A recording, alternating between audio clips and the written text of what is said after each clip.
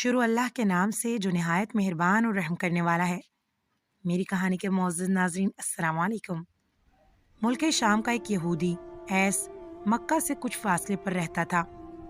وہ جب بھی کسی کام سے مکہ آتا، وہاں کے لوگوں سے ملتا تو ان سے کہتا، بہت قریب کے زمانے میں تمہارے درمیان ایک بچہ پیدا ہوگا، سارا عرب اس کے راستے پر چلے گا، اس کے سامنے ذلیل اور پست ہو جائے گا، وہ عجم اور اس کے شہروں کا بھی مالک ہو جائے گا۔ یہی اس کا زمانہ ہے۔ جو اس کی نبوت کے زمانے کو پائے گا اور اس کی پیروی کرے گا، وہ اپنے مقصد میں کامیاب ہوگا۔ جس خیر اور بھلائی کی وہ امید کرتا ہے وہ اس کو حاصل ہوگی، اور جو شخص اس کی نبوت کا زمانہ پائے گا مگر اس کی مخالفت کرے گا، وہ اپنے مقصد اور آرزوؤں میں ناکام ہوگا۔ مکہ معظمہ میں جو بھی بچہ پیدا ہوتا، وہ یہودی اس بچے کے بارے میں تحقیق کرتا اور کہتا، ابھی وہ بچہ پیدا نہیں ہوا۔ آخر جب نبی کریم صلی اللہ علیہ وسلم اس دنیا میں تشریف لائے تو عبد المطلب اپنے گھر سے نکل کر اس یہودی کے پاس پہنچے۔ اس کی عبادت گاہ کے دروازے پر پہنچ کر انہوں نے آواز دی، ایس نے پوچھا، کون ہے؟ انہوں نے اپنا نام بتایا۔ پھر اس سے پوچھا، تم اس بچے کے بارے میں کیا کہتے ہو؟ اس نے انہیں دیکھا، پھر بولا، ہاں تم ہی اس کے باپ ہو سکتے ہو۔ بے شک وہ بچہ پیدا ہو گیا ہے جس کے بارے میں تم لوگوں سے کہا کرتا تھا۔ وہ ستارہ آج طلوع ہو گیا ہے جو اس بچے کی پیدائش کی علامت ہے، اور اس کی علامت یہ ہے کہ اس وقت اس بچے کو درد ہو رہا ہے۔ یہ تکلیف اسے 3 دن تک رہے گی اور اس کے بعد یہ ٹھیک ہو جائے گا۔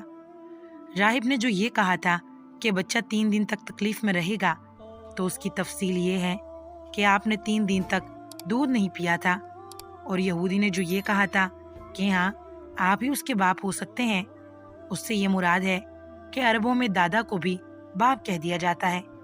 اور نبی کریم صلی اللہ علیہ وسلم نے ایک بار خود فرمایا تھا، میں عبد المطلب کا بیٹا ہوں۔ یہودی نے عبد المطلب سے یہ بھی کہا تھا، اس بارے میں اپنی زبان بند رکھیں، یعنی کسی کو کچھ نہ بتائیں، ورنہ لوگ اس بچے سے زبردست حسد کریں گے، اتنا حسد کریں گے کہ آج تک کسی نے نہیں کیا، اور اس کی اس قدر سخت مخالفت ہوگی کہ دنیا میں کسی اور کی اتنی مخالفت نہیں ہوئی۔ پوتے کے متعلق یہ باتیں سن کر عبد المطلب نے ایس سے پوچھا، اس بچے کی عمر کتنی ہوگی؟ یہودی نے اس سوال کے جواب میں کہا، اگر اس بچے کی عمر طبی ہوئی تو بھی 70 سال تک نہیں ہوگی، بلکہ اس سے پہلے ہی 61 یا 63 سال کی عمر میں وفات ہو جائے گی، اور اس کی امت کی اوسط عمر بھی اتنی ہی ہوگی۔ اس کی پیدائش کے وقت دنیا کے بت ٹوٹ کر گر جائیں گے۔ یہ ساری علامات یہودی نے گزشتہ انبیاء کی پیش گوئی سے معلوم کی تھی، اور سب بالکل سچ ثابت ہوئیں۔ قریش کے کچھ لوگ عمرو بن نفیل اور عبداللہ بن حبش وغیرہ ایک بت کے پاس جایا کرتے تھے۔ یہ اس رات بھی اس کے پاس گئے جس رات آپ صلی اللہ علیہ وسلم کی پیدائش ہوئی۔ انہوں نے دیکھا وہ بت اوندھے منہ گرا پڑا ہے۔ ان لوگوں کو یہ بات بری لگی، انہوں نے اس کو اٹھایا، سیدھا کر دیا، مگر وہ پھر گر گیا۔ انہوں نے پھر اس کو سیدھا کیا، وہ پھر الٹا ہو گیا۔ ان لوگوں کو بہت حیرت ہوئی، یہ بات بہت عجیب لگی۔ تب اس بت سے آواز نکلی، یہ ایک ایسے بچے کی پیدائش کی خبر ہے جس کے نور سے مشرق اور مغرب میں زمین کے تمام گوشے منور ہو گئے ہیں۔ بت سے نکلنے والی آواز نے انہیں اور زیادہ حیرت زدہ کر دیا۔ اس کے علاوہ ایک واقعہ یہ پیش آیا کہ ایران کے شہنشاہ کسریٰ نوشیروان کا محل ہلنے لگا اور اس میں شگاف پڑ گئے۔ نوشیروان کا یہ محل نہایت مضبوط تھا، بڑے بڑے پتھروں اور چونے سے تعمیر کیا گیا تھا۔ اس واقعے سے پوری سلطنت میں دہشت پھیل گئی۔ شگاف پڑنے سے خوفناک آواز بھی نکلی تھی۔ محل کے 14 کمرے ٹوٹ کر نیچے آ گرے تھے۔ آپ کی پیدائش پر ایک واقعہ یہ پیش آیا کہ فارس کے تمام آتش کدوں کی وہ آگ بجھ گئی جس کی وہ لوگ پوجا کرتے تھے اور اس کو بجھنے نہیں دیتے تھے، لیکن اس رات میں ایک ہی وقت میں تمام کے تمام آتش کدوں کی آگ آنن فانن بجھ گئی۔ آگ کے پوجنے والوں میں رونا پیٹنا مچ گیا۔ کسریٰ کو یہ تمام اطلاعات ملی تو اس نے ایک کاہن کو بلوایا۔ اس نے اپنے محل میں شگاف پڑنے اور آتش کدوں کی آگ بجھنے کے واقعات اسے سنا کر پوچھا، آخر ایسا کیوں ہو رہا ہے؟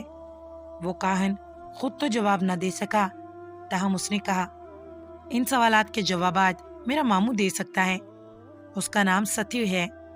نوشیروان نے کہا، ٹھیک ہے، تم جا کر ان سوالات کے جوابات لاؤ۔ وہ گیا، ستیو سے ملا، اسے یہ واقعات سنائے۔ اس نے سن کر کہا، ایک عرصہ والے نبی ظاہر ہوں گے جو عرب اور شام پر چھا جائیں گے، اور جو کچھ ہونے والا ہے ہو کر رہے گا۔ اس نے یہ جواب کسرا کو بتایا۔ اس وقت تک کسرا نے دوسرے کہانوں سے بھی معلومات حاصل کر لی تھی، چنانچہ یہ سن کر اس نے کہا، تب پھر ابھی وہ وقت آنے میں دیر ہے، یعنی ان کا غلبہ میرے بعد ہوگا۔ پیدائش کے 7ویں دن عبد المطلب نے آپ کا عقیقہ کیا اور نام محمد رکھا۔ عربوں میں اس سے پہلے یہ نام کسی کا نہیں رکھا گیا تھا۔ قریش کو یہ نام عجیب سا لگا، چنانچہ کچھ لوگوں نے عبد المطلب سے کہا، اے عبد المطلب، کیا وجہ ہے کہ تم نے اس بچے کا نام اس کے باپ دادا کے نام پر نہیں رکھا بلکہ محمد رکھا ہے؟ اور یہ نام نہ تمہارے باپ دادا میں سے کسی کا ہے نہ تمہاری قوم میں سے کسی کا ہے۔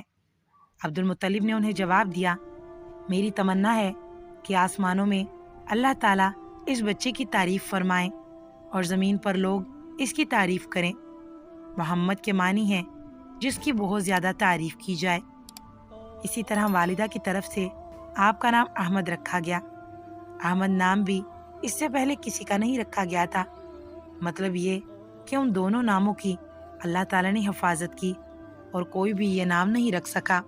احمد کا مطلب ہے سب سے زیادہ تعریف کرنے والا۔ علامہ سہلی نے لکھا ہے، آپ احمد پہلے ہیں اور محمد بعد میں، یعنی آپ کی تعریف دوسروں نے بعد میں کی۔ اس سے پہلے آپ کی شان یہ ہے کہ آپ اللہ تعالیٰ کی سب سے زیادہ حمد و ثنا کرنے والے ہیں۔ پرانی کتابوں میں آپ کا نام احمد ذکر کیا گیا ہے۔ اپنی والدہ کے بعد آپ نے سب سے پہلے صوبیہ کا دودھ پیا۔ نبی کریم صلی اللہ علیہ وسلم کے چچا ابو لہب کی باندھی تھیں، ان کو ابو لہب نے آپ کی پیدائش کی خوشی میں آزاد کر دیا تھا۔ صوبیہ نے آپ کو چند دن دودھ پلایا۔ انہی دنوں صوبیہ کے ہاں اپنا بیٹا پیدا ہوا تھا۔ آپ کی والدہ نے آپ کو صرف 9 دن تک دودھ پلایا، ان کے بعد صوبیہ نے پلایا۔ پھر دودھ پلانے کی باری حضرت حلیمہ سعدیہ رضی اللہ عنہ کی آئی۔ حضرت حلیمہ سعدیہ رضی اللہ عنہ اپنی بستی سے روانہ ہوئیں، ان کے ساتھ ان کا دودھ پیتا بچہ اور شوہر بھی تھے۔ حضرت حلیمہ سعدیہ رضی اللہ عنہ دوسری عورتوں کے بعد مکہ میں داخل ہوئیں۔